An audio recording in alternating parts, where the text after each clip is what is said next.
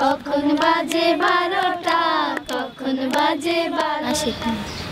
মাসিক আমাদের দেশের স্থানীয় ভাষায় এটাকে মাসিক বলে, মেয়েদের যে একটা মাসে মাসে হয় ওইটাকে মাসিক বলে। যে পরিবর্তনটা হয়, যে গ্রামের ভাষা ওইটারে মাসিক বলে, অথবা মাসিক বলে। আবার ওই যে আগের যে মহিলারা আছে তারা শরীর খারাপ বলে। জরিমানা হইয়া যাইব যদি টানো চেনটা, যদি টানো চেনটা, যদি টানো চেনটা, যদি টানো চেনটা, স্টেশনের রেলগাড়িটা। আমার প্রথমে হয়েছে বাড়িতে সকালে ঘুম থেকে ওঠার পর আর কি, ওইটা হয়েছে। হওয়ার পরে আমি তো বুঝছি না, তারপর আমার আম্মুকে বলছি, তারপরে আমার আম্মুর কাছে জিজ্ঞেস করছি যে আম্মু আমার এইরকম। বাড়িতে আমার যখন হয়েছে তখন দেখে মার কাছে জিজ্ঞেস করছি, যে বলছে যে এটা সকল মেয়েদেরই হয় আর এটা হবে। আমার যে সময় প্রথম হয়েছে ওই সময় তো আমি আসলে কিন্তু এরকম জানতাম না যে এরকম মেয়েদের এরকম হয়। আমি এখনো কিছু জানি না। লজ্জা লাগছে তো এইসব? আজকে প্রথম আমি জানতেছি, এখানে আসি আমি এই কথাটা জানলাম। এসব সম্পর্কে আমার জানতে হবে। তারপরে বলছে ওইটা মেয়েদের হয়, ওইটা স্বাভাবিক হতেই পারে, সব মেয়েদের হয়, তোমারও হবে। ব্যথা লাগতো, কষ্ট হইতো অনেক। রাত্রে সকালে ঘুম থেকে উঠে দিয়ে একবারে সব নষ্ট হয়ে গেছে। আমি অনেক কান্নাকাটি করছিলাম, তারপরে অনেক ভয় পাইছিলাম। তারপরে মা আমাকে এসব বলছে, ভয় পাইছিলাম। তবে আমার যখন হয়েছিল তখন আমার অনেক আনন্দ লাগছে। অস্বস্তিকর বোধ করে তারা মনে করেন, অনেকেই যে সময় প্রথম মেন্স বা মাসিক শুরু হয় তারা ভাবে যে এটা একটা অস্বস্তিকর, তবে তারা ভাবে না যে আজকের মাঝে তাদের হয়ে যাবে, আমরা ছুটি চাই অনেকেই।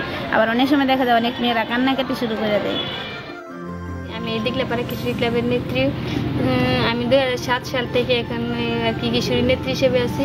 এই ক্লাবে আর কি খেলাধুলা হয়, বিনোদন, তারপরে নাটক, ফুটবল, আবৃত্তি, নৃত্য, তারপরে গান বলে অনেকে। আপন ক্লাসের মধ্যে যৌতুক, বাল্যবিবাহ, তালাক, HIV AIDS এর কি অনেক কিছু সম্পর্কে এটা ভালো মনে করি। আমাদের এলাকার অনেক মেয়েরা লেখাপড়া করে না, তাদের লেখাপড়া বন্ধ হয়ে গেছে, তারপরে তারা এখানে এসে বই পড়তে পারে, খেলাধুলা করতে পারে। এটা সম্পর্কে আমি প্রথমে আপনার যখন ট্রেনিং করছি ওইখানে যা শুনছি ওই সম্পর্কে। সময়টা জাস্ট আমার জানা না কি, আমি অনেক আগে জানছি যে বড় অপরাধ হয়েছিল তো ওই সময়তে। আমি আমার বোনের কাছ থেকে জানছি, বড় বোনের কাছ থেকে। আমি আমার বোনের কাছ থেকে। আমি আমার আম্মুর কাছ থেকে।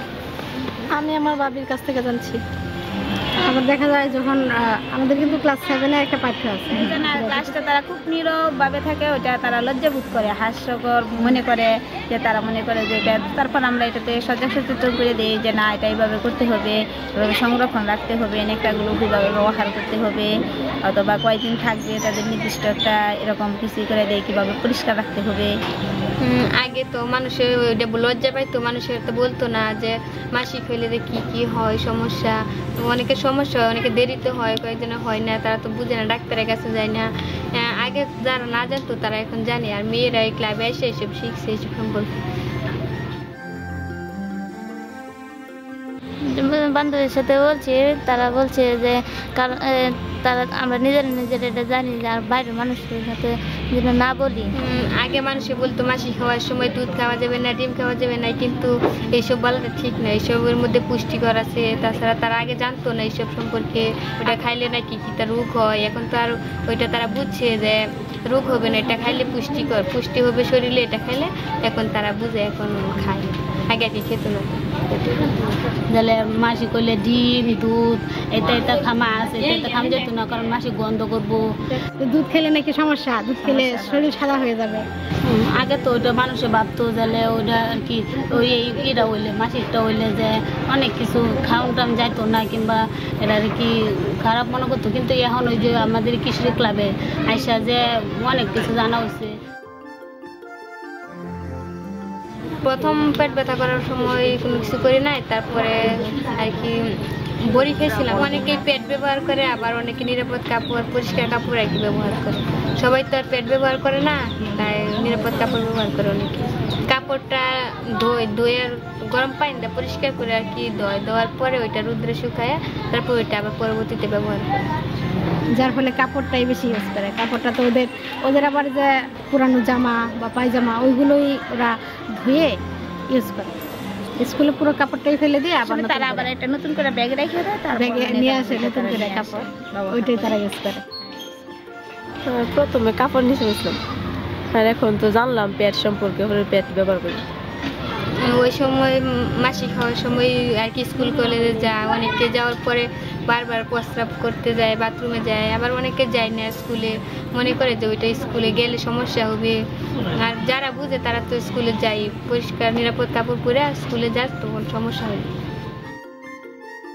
মানে স্কুল কলেজে আর কি বাথরুমে একটা থাকে, একটা থাকার কারণে ছেলে মেয়ে উভয় একটা বাথরুমে যায়। তারপরে মেয়েরা যায় না স্কুলে, যে একটা বাথরুমে কেমনে যাবো হওয়ার সময়, মাসিক হওয়ার সময়। তারপরে ছেলেরা আর মেয়েরা একসাথে তো বাথরুমে যায়, তাই আর কি যায় না।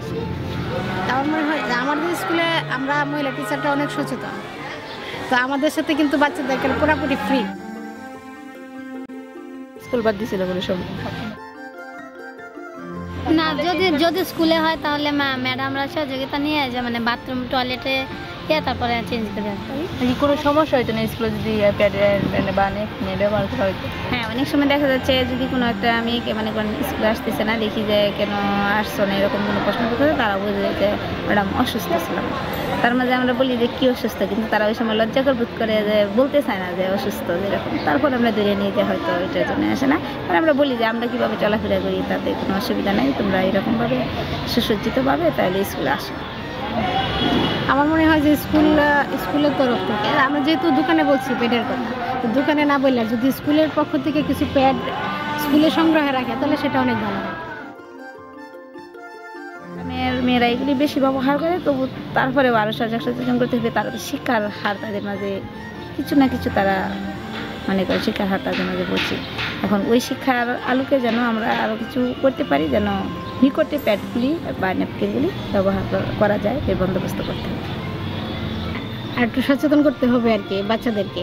আর আমরাও যদি আরেকটু সময় দিই, টিচাররা, যে মহিলা টিচার যারা আছে, তারা যদি ক্লাসে কিন্তু একটা শ্রেণীতে কেবল পাঠ্য, তো এই পাঠ্যটা যদি আরেকটু বেশি এবং আরও উপরের লেভেলে দেয়, ক্লাসে ছেলেরা থাকার দরুন আমরা কিন্তু বলতে পারি না। মাসিক হওয়ার সময় অনেকে ভাবে যে স্কুল কলেজে যাওয়া যাবে না, বাজারে যাওয়া যাবে না, হাট বাজারে কোথাও যাওয়া যাবে না, তারপরে অন্য দিনের মতো স্বাভাবিকভাবে কাজ করা যাবে না, তা কি ঠিক না। কিংবা বাবিরা কাছে, বড় বোনেরা কাছে বলি, এখন সবাই সিরিয়াসভাবে ওটা ভালোভাবে আর কি নেই, আসলে ওটা ভালো আর কি।